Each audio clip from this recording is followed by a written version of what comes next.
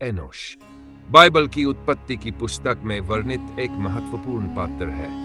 वे आदम और हव्वा के पोते तथा शेत के पुत्र थे। उनका नाम अनोश इब्रानी भाषा से आया है, जिसका अर्थ होता है मनुष्य, कमजोर या नश्वर। उनका जन्म मानव इतिहास के उस मोड़ पर हुआ जब लोग फिर से परमेश्वर को पुकारने लगे। इसीलिए एनोश केवल एक व्यक्ति नहीं, बल्कि एक धार्मिक पुनर्जागरण का प्रतीक बन गए। अध्याय 1 आदम की पीढ़ी से एनोश तक बाइबल बताती है कि जब आदम और हव्वा ने परमेश्वर की आज्ञा का उल्लंघन किया और गार्डन ऑफ ईडन से निकाले गए, तो उनके पहले दो पुत्र कैन और हाबिल थे। लेकिन एक दुखद घटना हुई।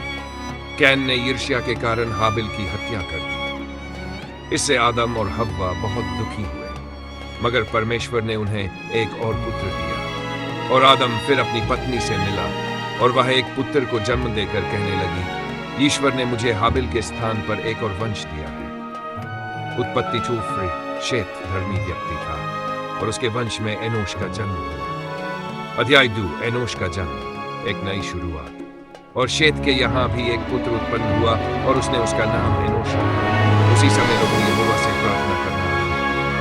उत्पत्ति 4:6 ये पद दर्शाता है कि एनोश का जन्म केवल एक संतति है। ये एक ज्ञात्मक है।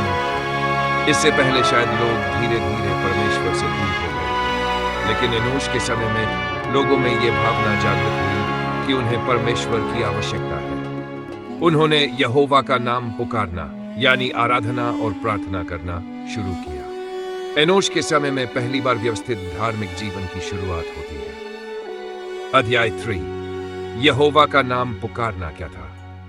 यहोवा का नाम पुकारना का अर्थ है प्रार्थना करना, स्तुति करना, ईश्वर से सहायता मांगना, अपने पापों को स्वीकार कर क्षमा मांगना। यह आध्यात्मिक जागृति का संकेत है, जो इस बात को दर्शाता है कि इंसान ने महसूस किया कि वह अकेला कुछ नहीं कर सकता।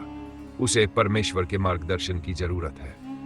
यही वह समय था जब इंसान फिर से परमेश्वर के साथ संबंध जोड़ने लगा। अध्याय 4 एनोश का नाम और उसका अर्थ। एनोश का इब्रानी नाम एनोश शब्द से आता है, जिसका मतलब है नश्वर मनुष्य, कमजोर शरीर, मिट्टी से बना जीव। इसका संकेत यह था कि एनोश और उनके समय के लोग समझने लगे थे कि मनुष्य बहुत कमजोर है और वह परमेश्वर की कृपा के बिना जीवित नहीं रह सकता।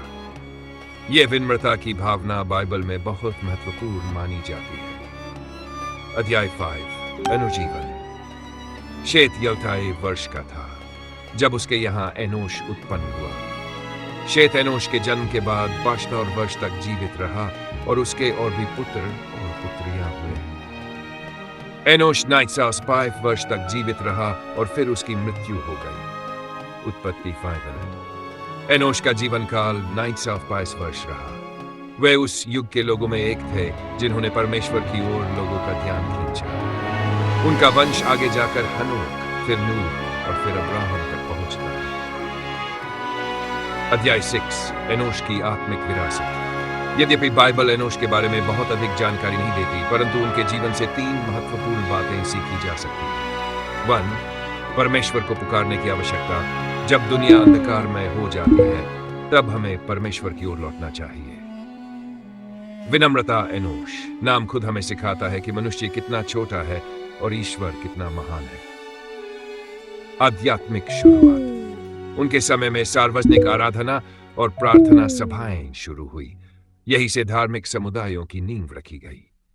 अध्याय 7 भविष्य की दृष्टि। एनोश की कहानी केवल अतीत नहीं है, वह आज के लिए भी एक संदेश है।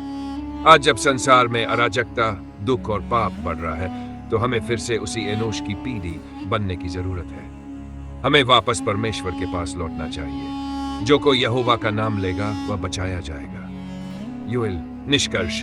एनोश एक सच्चे आत्मिक युग का प्रतिनिधि थे। उनके जीवन का संदेश आज भी हमारे लिए प्रासंगिक है। अपने वर्पण को पहचानो और परमेश्वर को पुकारो।